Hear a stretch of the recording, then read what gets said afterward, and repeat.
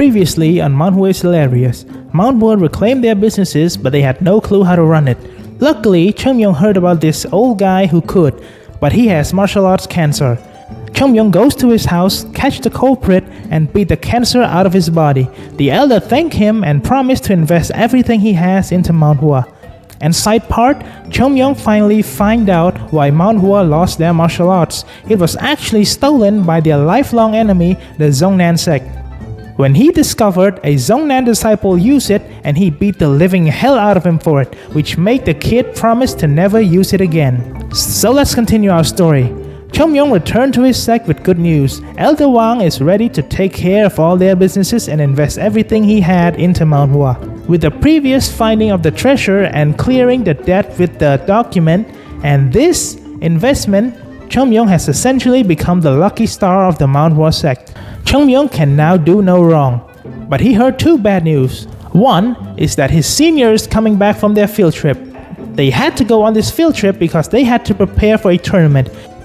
Basically, it's Mortal Kombat for kids, for the entertainment of the adult. But it's quite important actually, because Mount Hua has been getting whooped for the past century, like 0 wins and 100 losses. And Chunmyung was like, what tournament? Cause back in his days, when Mount Hua was still at its peak, Zhongnan never had the balls to hold such tournament. These slimy bastards only hold the tournament after Mount Hua lost all their warriors. So Chunmyung decided to give his boys extra training and vow to defeat Zhongnan this year. Now let's change to a new perspective. Let's look at this from the most tragic person in this arc. And that title goes to the Righteous Sword of Hua, the future sect leader of the Mount Hua sect, Baek Chun.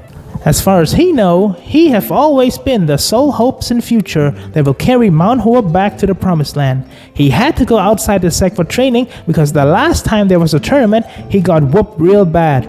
He knows something has got to change. So that's why this time, he tried his hand at training outside for once. And he trained real hard by his standard. He trained harder than he had ever trained. And he came back really confident this time. This time, he is finally going to defeat his brother and lead Mount Hua to victory. Let's talk about Baek Chun for a second. You see, Baek Chun actually come from a royal family of the Zhongnan sect.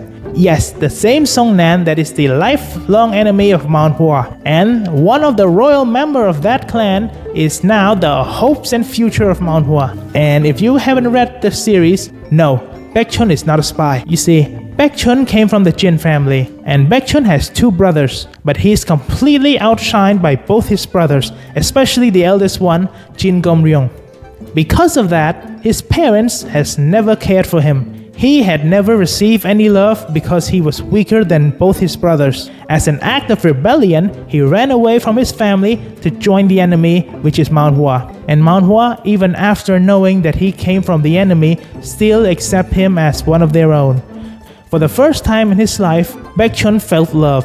So he promised himself to rebuild Mount Hua, not out of spite to his family, but out of love for Mount Hua, to pay back the love that they show him. So he returned from his training, and on the way back to Mount Hua, he and his friends stopped by this local inn and have a drink to toast to celebrate his successful training. He, as the leader, raised a toast to celebrate and raise the morale of his friends ahead of the upcoming tournament. We have trained hard, and hard work will definitely be rewarded. I truly believe that this year, we will finally beat Zhongnan. And then he heard a giggle from the next table. And guess who's sitting there? Chunmyung. Baek Chun doesn't know Chunmyung. He's never seen him before, but he knew. He knew that Chunmyung was laughing at him. It's either he's crazy and randomly laughing all the time, or he's laughing at Baek Chun because the timing matched too perfectly. Baek Chun just finished a serious sentence, and then Chunmyung laughed. There's no mistaking it. So Baek Chun goes to confront Chunmyung. And for some reason, the boy tried to hide his face. Oh, now he's even more sure that Chunmyung is suspicious. So, he tried to catch Chunmyung for now, but Chunmyung easily avoided his best catching technique. And Baek Chun thought, wait, am I drunk? That can't be right. I just had a single drink. And maybe the alcohol in this store is too strong. So he forgot all about it and continued his meal. After Baek Chun finished eating, he and his friend returned to the sect, and the sect is preparing a welcoming party for them, like a hero returning from war. Now Baekhyun is reminded why he loved this place so much. But from the crowd, he saw a strange face because this boy was not here before he left for training. Baekhyun never met the boy, but the boy seemed very familiar for some reason.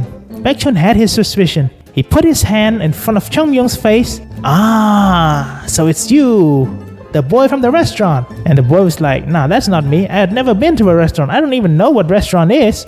But Baekhyun, being the nice guy and the nice senior, he just let it go. He doesn't want any trouble on his first day back, especially not with his junior. But Baekhyun knew it was him. He just doesn't want any trouble with his junior on his first day back. After all, they're just fellow students under the same sect. So he continued his way to the dining hall, and this has got to be the biggest surprise in his life. Meat on Mount Hua's table. Before he left, Mount Hua couldn't even afford grass. Now there's enough meat for everybody. So he's confused. He's like, wait, did you guys find Genie or something? Oh, the Dragon Balls. You gonna be Genie or the Dragon Balls? And he asked his first generation senior about it. But the first gen senior said, it's a long story. I'll tell you after the banquet. Just then, the door was kicked open. And guess who kicked it? Chung Myung. It's the same boy that he saw at the restaurant. Chung Myung walks in all angry, and Baekhyun wondered why hasn't anyone told him off yet? Not his seniors in the third generation, not even the elders sitting in front of him. Okay, there's definitely a story I don't know about. But then your junior walks in, your junior from the same generation, the only girl in the sect, and also the most beautiful girl in the local area. Baekhyun definitely has a crush on her. Baekhyun is also the most handsome man in the sect, so he probably thinks he's the only one good enough to be with her. So Baekhyun called her to sit with him. But she's completely ignoring him, and she goes to find Chung Myung. And if you're Baekhyun, you gotta be like, that's 3 strikes now, that's 3 strikes. One at the restaurant, one when he kicked the door in, and now he's trying to steal my girl? So Baekhyun promised himself the next time that he pisses him off, something's gonna happen. I don't know what, but something's gonna happen. And wouldn't you know it, it happened immediately. Because his junior, the most beautiful girl in the world, is talking to the boy, and he's ignoring her. That is the last straw. Baekhyun has tried every method there is to try to get his junior to talk to him, but never succeed. This girl took the initiative to talk to the boy first, and he ignored her. How dare he? So Baekhyun, he snitched to the elder that he saw Chung Myung goes out of the sect and drink in the middle of the day. He is really sure that Chung Myung is gonna be in trouble because with this one accusation, Chung Myung actually break 3 rules. 1. Student cannot leave the sect on their own. 2. Taos should not be drinking alcohol. 3. Which is not a law, but for the dirt poor sect like Mount Hua, wasting money on expensive alcohol is definitely a no-no. Baekhyun was like, you done fucked up. Baekhyun looked at the elder, and the elder said, okay. Huh? What's going on? Why isn't he in any trouble? Is this really the Mount Hua I knew? So after the banquet, Baekhyun called the leader of the third generation to find out what is going on. Why can't this new kid do whatever he wants without any repercussion? So Yoon Jung explained everything. How Chung Myung basically solved all of Mount Hua problem in the short amount of time he joined. Now Baekhyun finally understands why Chung Myung can act the way he act. He deserved it. He basically did Baekhyun's job but 100 times better. And so Baekhyun understands that maybe he should stop trying to find trouble with the boy. After all, he is on the same path to revive Mount Hua. But his best friend is like the shoulder devil. He put some evil thought into his head.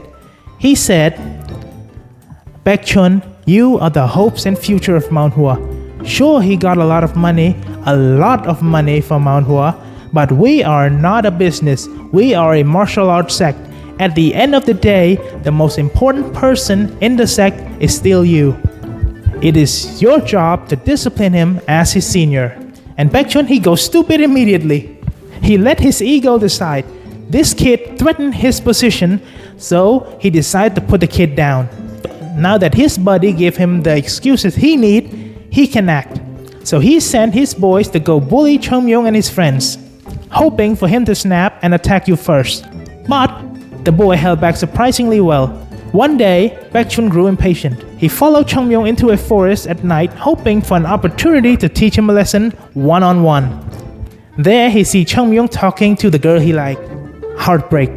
But soon, They start fighting. Wait, what? And Yuisol doesn't seem to be winning. So you go lend her a hand. Baekchun strikes Chongmyong with everything he got. But Chongmyong effortlessly kicks away his attack.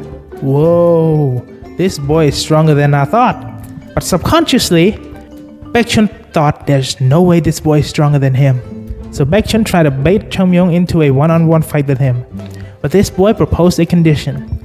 It's like that old saying, what happened in the forest stays in the forest. Meaning, whatever happened here cannot be leaked to the outside. Baekchun is quite stupid actually. He doesn't really know why Chongmyong is proposing this condition, but it's actually good for him as well. Now he can beat Chongmyong all he wants without worrying about repercussion. So, Baekchun accepts. And oh boy, the look in Chongmyong's eyes changed. Baekchun regretted this decision immediately. Because before Baekchun could even blink, Chongmyong caved his face in with a punch and knocked him out in one blow, sending him crashing into a wall. When Baekchun wakes up, he immediately understands this boy is completely out of his league. This boy is actually the strongest opponent he has ever faced in his life. So Baekchun threw away all of his pride and he asked Chongmyong how did he get this strong.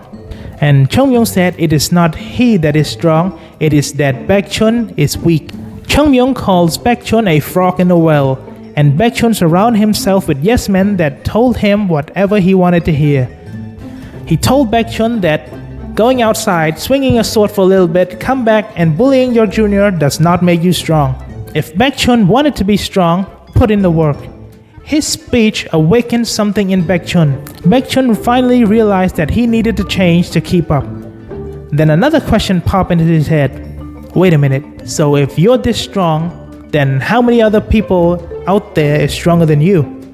To which Chongmyong said, nah stupid, I'm the strongest. And he started beating Baekchun again.